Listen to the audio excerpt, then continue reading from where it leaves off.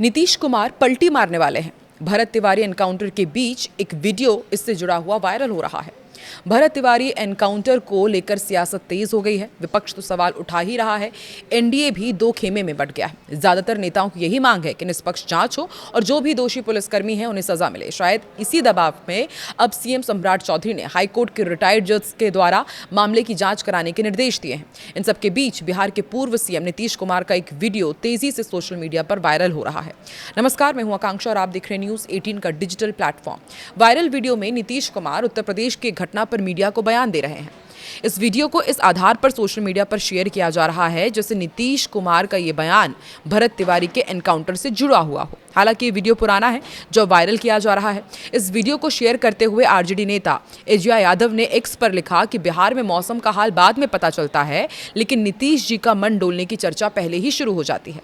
बता दें कि नीतीश कुमार अभी एनडीए के साथ है। बिहार में एनडीए की सरकार है। सम्राट चौधरी सीएम है। हालांकि जिस तरह से एजिया यादव ने नीतीश कुमार के मन डोलने की बात कही है, उससे ऐसा प्रतीत हो रहा है कि इस बयान को भरत भूषण तिवारी की घटना से जोड़कर दिखाया जा रहा है। नीतीश कुमार का ये वायरल वीडियो साल 2023 के अप्रैल का है। उस वक्त वो सरकार में थे, बिहार के सीएम थे। उस दौरान यूपी में गैंगस्टर अतीक अहमद और उसके भाई अशरफ की गोली मारकर तब हत्या कर दी गई थी, जब ये दोनों भाई पुलिस हिरासत में मीडिया के सामने आए थे। पत्रकार के रूप में पहुंचे बदमाशों ने गोली मारकर अतीक अहमद और अशरफ की हत्या कर दी थी। इसी मामले पर उस वक्त नीतीश कुमार ने ये बयान दिया था जो अब भोजपुर की घटना के बाद वायरल किया जा रहा है। नीतीश कुमार ने अतीक अहमद की हुई हत्या पर उस वक्त कहा था कि ये कहीं प्रेस वाले कर सकते हैं। झूठ का कह दिया कि प्रेस वाला खड़ा होकर पूछ रहा था, ये कहीं होता है? कौन आकर खड़ा हो गया? वहाँ की पुलिस को तो पहले से देखना ना चाहिए। कोई जेल में है, आप उसको इलाज के लिए लेकर जा रहे हैं, ये बहुत दुखद है। किसी को सजा होती है, केस होता है, किसी को इस तरह से रास्ते में मार देना। इस तरह आगे वीडियो में नीतीश कुमार ने और भी बहुत कुछ कहा है। भरत तिवारी एनकाउंटर पर बीजेपी एमएलसी पवन सिंह की अब प्रतिक्रिया भी सामने आ गई है।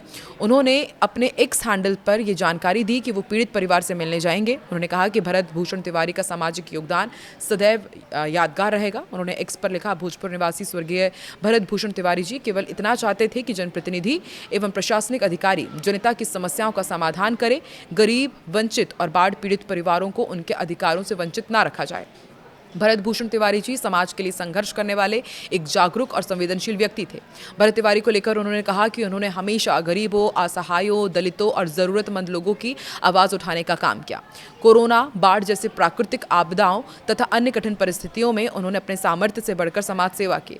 उनके अनेक ऐसे उदाहरण मौजूद हैं जिनमें वो प्रशासनिक अधिकारियों, पुलिस पदाधिकारियों और समाज के लोगों के साथ मिलकर जनहित के कार्य करते दिखाई देते हैं। इस पूरी घटना पर पवन सिंह ने कहा है कि इसने पूरे समाज को झकझोर कर रख दिया है। घटना को लेकर अनेक प्रश्न उठ रहे हैं। उन्होंने कहा कि यदि विभिन्न माध्यमों से प्रसारित जानकारी एवं वीडियो में दिखाई गई परिस्थितियां सही है तो आवश्यक है कि पूरे घटनाक्रम की निष्पक्ष, पारदर्शी एवं न्याय संगत जांच कराई जाए ताकि सत्य जनता के सामने आए। पवन सिंह ने अपने पोस्ट में यह भी कहा कि लोकतंत्र में हर नागरिक को न्याय पाने का अधिकार है। कानून का शासन तभी मजबूत माना जाता है जब हर घटना की जांच निष्पक्ष रूप से हो और दोषी चाहे कोई भी हो उसके विरुद्ध विधि सम्मत कार्रवाई की जाए। न्याय केवल होना ही नहीं चाहिए बल्कि होता हुआ दिखाई भी देना चाहिए। बिहार की सम्राट सरकार से भी बड़ी मांग की उन्होंने कहा कि मैं बिहार सरकार एवं संबंधित उच्च अधिकारियों से इस पूरे मामले की उच्च स्तरीय, निष्पक्ष एवं पारदर्शी जांच कराने की मांग करता हूं ताकि सत्य सामने आए और न्याय सुनिश्चित हो सके। ऐसी घटनाएं समाज में अनेक सवाल खड़े करती हैं और यदि समय रहते सच्चाई सामने ना आए तो आम जनता का विश्वास प्रभावित होता है।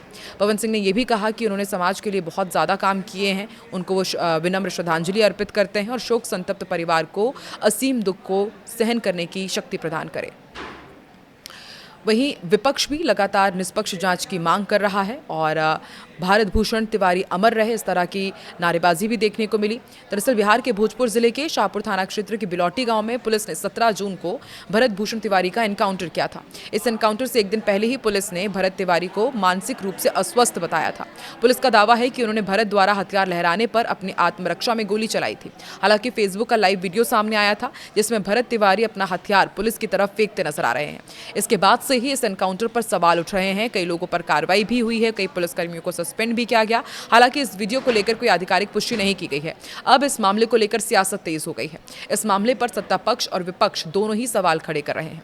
बीजेपी के वरिष्ठ नेता अश्विनी चौबे ने भरत तिवारी के एनकाउंटर को लेकर पुलिस पर सवाल उठाए और कहा कि भरत तिवारी ने हथियार डाल दिया, उसके बाद किया गया एनकाउंटर पूरी तरह से गलत है।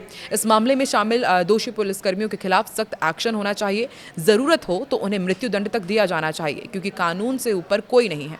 उन्होंने मामले की निष्पक्ष जांच और पीड़ित परिवार को उचित मुआवजा देने की मांग भी की है। उन्होंने कहा कि इस तरह की पुलिसिया कार्रवाई से पुलिस पर सवाल खड़े होते हैं और समाज में गलत संदेश जाता है। वहीं इस मामले पर बिहार कांग्रेस प्रवक्ता असितनाथ तिवारी ने कहा है कि बीजेपी की जातीय नफरती राजनीति का शिकार हो रहे हैं। भोजपुर के भरत भूषण तिवारी देश भर में दलित, आदिवासी, यादव, अल्पसंख्यक और ब्राह्मण बीजेपी की नफरती राजनीति का शिकार हो रहे हैं। फर्जी मुकदमों के जरिए इन्हें जेल भेजा जा रहा है और फर्जी एनकाउंटर में इनकी हत्या की जा रही है। इस मामले पर राजद प्रवक्ता एजाज अहमद ने कहा है कि भारत तिवारी ने हथियार डाल दिया था, तो उनका आखिर एनकाउंटर क्यों किया गया? आदेश देने में किन लोगों की भूमिका हो, इसकी भी जांच हो। पुलिस ने खुद कहा था कि उसका मानसिक संतुलन ठीक नहीं है, तो फिर एकाएक उस पर पुलिस ने क्यों गोली चलाई? पुलिस की कार्यशैली सवालों के घेरे में है। बिहार सरकार को जवाब देना होगा। बिना जांच के एनकाउंटर हो रहे हैं। जिस तरह से माहौल बनाया जा रहा है, आने वाले समय में समाज को परिणाम भुगतना पड़ सकता है। अब कॉस्ट एंगल दिया जा रहा है, तो देखिए एक के बाद एक कई प्रतिक्रियाएं सामने आ रही है। ना सिर्फ विपक्ष बल्कि जो सरकार के साथ हैं वो भी इस एनकाउंटर पर सवाल उठा रहे हैं, और जो फेसबुक लाइव सामने आया है उसने भी इस पूरे मामले को कटघरे में खड़ा कर दिया है। तो अब आगे सबसे बड़ा सवाल कि आखिर इस एनकाउंटर के आदेश किसने दिए और जांच का दायरा कब तक और आगे बढ़ेगा और इसके रिजल्ट कब सामने आएंगे, कब तक भरत भूषण तिवारी को इंसाफ मिलेगा? आपको क्या लगता है? कमेंट सेक्शन में जरूर बताएं।